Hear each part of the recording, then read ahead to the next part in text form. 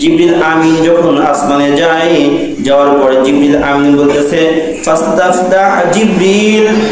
জিবরিল যখন আসমানে যায় কড়া নাড়ে, প্রথম আসমানের দরজায় যখন কড়া নাড়ে, কিলা মান হাদা, আসমানের প্রথম দরজার দারোয়ানের নাম হলো ইসমাইল। ইসমাইল নামক সেই দারোয়ান বলতেছে কিলা মান হাদা, কে? জিবরিল বলে আনা জিবরিল, আমি জিবরিল। ওমান মাআকা, তোমার সাথে কে? জিবরিল আমিন বলে আমার সাথে ওয়া মুহাম্মাদুন সাল্লাল্লাহু আলাইহি ওয়াসাল্লাম, আমার সাথে যে তিনি হলেন মুহাম্মদ সাল্লাল্লাহু আলাইহি ওয়াসাল্লাম। কত বুইসতু ইলাই, তাকে কি আল্লাহ রাব্বুল আলামিন আনতে বলেছেন নাকি? হ্যাঁ, বুইসতু ইলাই, আমি জিবরিলকে আল্লাহ তাআলা বলেছেন নবী মুহাম্মদুর রাসূলুল্লাহ সাল্লাল্লাহু আলাইহি ওয়াসাল্লামকে আনতে। ফুতিহাত লানা, আর তার জন্য তখন আসমানের দরজা খুলে দেওয়া হয়, খুলে দিতে দেরি আর আল্লাহর পয়গম্বর প্রবেশ করতে দেরি হয় না। প্রথম আসমানে যাওয়ার পর আল্লাহ তাআলার পয়গম্বর ফাইদা আনা বিআদম, আদম পয়গম্বর বাবা আদম আলাইহিস সালাতু ওয়াস সালামের সঙ্গে সাক্ষাৎ হয়ে যায়। আদম আলাইহিস সালাতু ওয়াস সালাম ওয়াদাআনি, আদম পয়গম্বর আমার জন্য দোয়া করে, বিল খাইর, কল্যাণের দোয়া আল্লাহর পয়গম্বর আদম আলাইহিস সালাতু ওয়াস সালাম করেন। আদম আলাইহিস সালাতু ওয়াস সালাম আল্লাহর পয়গম্বরের জন্য দোয়া করেন। কিসের দোয়া? কল্যাণের জন্য, ভালাইয়ের জন্য দোয়া করতে থাকেন। এরপরে আদম পয়গম্বরের সাথে যখন সাক্ষাৎ হয়, দেখেন আদম আলাইহিস সালাতু ওয়াস সালাম একটা চেয়ারে বসারত অবস্থায় একবার ডান দিকে তাকায় আর একবার বাম দিকে তাকায়। যখন ডাইনে তাকায় তখন আদম পয়গম্বর সুন্দর করে মুচকি হাসে, আর যখন শিমাল বাম দিকে তাকায় তখন আদম পয়গম্বরের চেহারাটা কুৎসিত হয়ে যায়। জিবরিল আমিনকে আল্লাহর পয়গম্বর বলে যে এই ডান দিকে যখন তাকায় তখন হাসে, আর বাম দিকে যখন তাকায় তখন মনটা খারাপ হয়ে যায়, এটার মাহিত্য কি? জিবরিল আমিন বলে ও আল্লাহর পয়গম্বর, যখন আদম আলাইহিস সালাতু ওয়াস সালাম ডান দিকে তাকায় তখন তার সন্তান যারা ডান দিকে তারা সকলে জান্নাতি, এটা দেখে আদম পয়গম্বর খুশিতে বাগ হয়ে যায়। আর যখন বাম দিকে তাকায়, বাম দিকে তাকানোর পরে দেখে তার সন্তানগুলো যারা বাম দিকে যারা তারা সকলেই জাহান্নামী। এই জন্য আমরা ডান দিকের সন্তান হইতে চাই কিনা? চাই সকলে? আল্লাহ তাআলা কবুল করুক, আমিন। তাড়াতাড়ি শেষ করে দিন, সময় কম। দ্বিতীয় আসমানে এইভাবে যায়, দ্বিতীয় আসমানে যাও, আল্লাহর পয়গম্বর ও জিবরিল যখন দাঁড়াইছে তখন কিলা মান হাদা, বলতেছে তুমি কে? বলতেছে আনা জিবরিল। ওমান মাআকা, এবং তোমার সাথে কে? বলতেছে আমার সাথে আল্লাহর পয়গম্বর নবী মুহাম্মদুর রাসূলুল্লাহ। কয় আল্লাহ কি আনতে বলছে? হ্যাঁ, তাহলে নিয়ে আসো। তখন আল্লাহ তাআলার ওই কথা শুনে দ্বিতীয় আসমানের দরজা খুলে দেওয়া হয়। তখন আসমানে যায় দ্বিতীয় আসমানে দেখা হয় দুইজন খালাতো ভাই, ঈসা আলাইহিস সালাতু ওয়াস সালাম, ঈসা ইবনে মারইয়াম আর জাকারিয়া। এই দুইজন পয়গম্বরের সাথে আল্লাহর রাসূলের সঙ্গে দেখা হয়। তারা আল্লাহর রাসূল সাল্লাল্লাহু আলাইহি ওয়াসাল্লামকে স্বাগত জানায়। নবীর কাহিনী শোনেন, গরিব বুঝতে পারেন না, তখন জানাইতেছে। আর তখন ওরকম হাসি খুশি ভাবে তারা মোলাকাত করে, কথাবার্তা বলে। এরপরে তৃতীয় আসমানে চলে যায়। তৃতীয় আসমানে যায় ইদ্রিস আলাইহিস সালাম, তৃতীয় আসমানে যায় ইউসুফ আলাইহিস সালাতু ওয়াস সালামের সঙ্গে দেখা হয়। কি?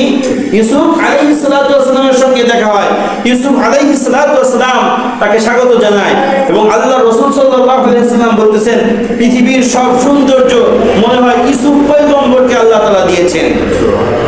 এখন আমার যে নবী সে চাঁদের চেয়েও সুন্দর ছিল।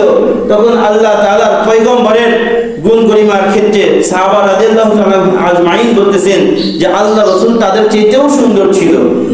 এমন সুন্দর যে সৌন্দর্য কেউ কোনদিন চোখে দেখে নাই, এরকম সৌন্দর্যের অধিকারী ছিল। দ্বিতীয় আর কাউকে দেখে নেই আল্লাহ রাসূল এত সুন্দর ছিল, তার চেয়ে সুন্দর আর কেউ ছিল না। এরপরে চতুর্থ আসমানে যে আল্লাহ তাআলার পয়গম্বর নবী মুহাম্মদ রাসূলুল্লাহ সাল্লাল্লাহু আলাইহি ওয়াসাল্লামের সঙ্গে দেখা হলো ইদ্রিস আলাইহিস সালাতু ওয়াসসালাম, যাকে আল্লাহ তাআলা আসমানে উঠায়া সম্মানিত করেছেন।